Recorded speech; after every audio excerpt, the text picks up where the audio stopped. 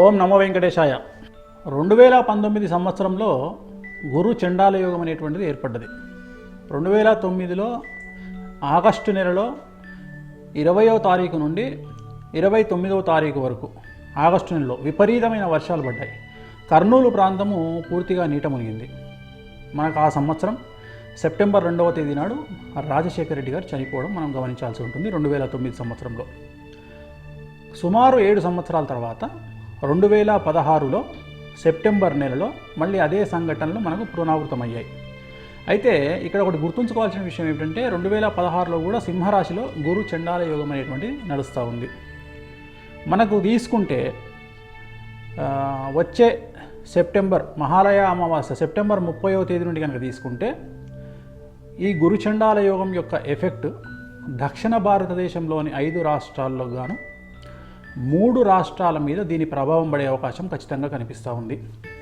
2016 September 30వ తేదీ నుండి 2017 September 30వ తేదీ లోపు కనుక తీసుకున్నట్లయితే ఒక 2 ముఖ్యమంత్రులకు దక్షిణ భారతదేశంలో ప్రాణగండం అనేటువంటిది ఖచ్చితంగా గోచరిస్తూ ఉంది.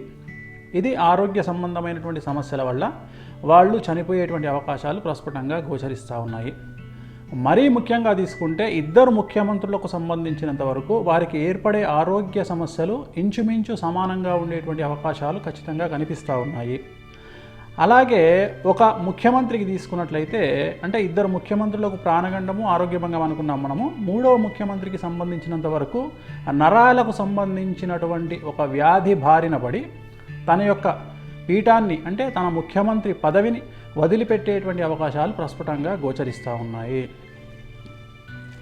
మరీ ముఖ్యంగా ఏదైతే ముఖ్యమంత్రులు మనం ప్రాణగండం ఉంది అని అనుకుంటున్నామో ఆ ముఖ్యమంత్రులు చనిపోయిన తర్వాత వారి రాష్ట్రాలలో ఒక అనిశ్చితి రాజకీయ అనిశ్చితి ఏర్పడేటువంటి అవకాశాలు కనిపిస్తూ ఉన్నాయి. వారి కుటుంబంలో సెకండ్ పొజిషన్లో ఎవరు ఉండనటువంటి పరిస్థితి వల్ల ఆ యొక్క రాష్ట్రాలలో రాజకీయంగా చాలా ఇబ్బందికరమైనటువంటి వాతావరణం ఏర్పడే అవకాశం ఖచ్చితంగా కనిపిస్తూ ఉంది. నేను చెప్పబోయేటువంటి ఈ విషయాలన్నీ కూడా నేను చెప్పినటువంటి ఈ విషయాలన్నీ కూడా 2016 సెప్టెంబర్ 30వ తేదీ నుండి అంటే మహాలయ అమావాస్య నుండి 2017 సెప్టెంబర్ 30వ తేదీ లోపు ఇవన్నీ జరిగేటువంటి అవకాశాలు 100% గోచరిస్తూ ఉన్నాయి. దక్షిణ భారతదేశంలోని 3 రాష్ట్రాలకు సంబంధించి 2 ముఖ్యమంత్రులకు సంబంధించి ప్రాణగండము లేదా మరణము, అలాగే ఒక ముఖ్యమంత్రికి సంబంధించి పదవీచ్యుతుడు అంటే ముఖ్యమంత్రి పదవి నుండి తొలగిపోయేటువంటి అవకాశాలు ఖచ్చితంగా గోచరిస్తూ ఉన్నాయి. నేను క్లారిటీ కూడా ఇవ్వదలుచుకున్నా. 2009లో కర్నూలు ప్రాంతంలో వర్షాలు పడ్డప్పుడు రాయలసీమకు చెందినటువంటి ముఖ్యమంత్రి గారు రాజశేఖర రెడ్డి గారు చనిపోవడం జరిగింది. అలాగే ఈ సంవత్సరం కనుక తీసుకుంటే తమిళనాడులో విపరీతమైనటువంటి వర్షాలు, అలాగే తెలంగాణ ప్రాంతంలో విపరీతమైనటువంటి వర్షాలు కురిసేటువంటి అవకాశము కురవడం కూడా జరిగింది. దీని కారణం చేత మనం ఊహించగలుగుతాము ఎవరికి ఈ ప్రాణగండాలు ఏర్పడనున్నాయి అనేటువంటిది కూడా మనం కొద్దిగా గొప్ప అంచనా వేయగలుగుతాము. కాబట్టి వాళ్ళు జాగ్రత్తలు తీసుకుంటే సరిపోతుంది.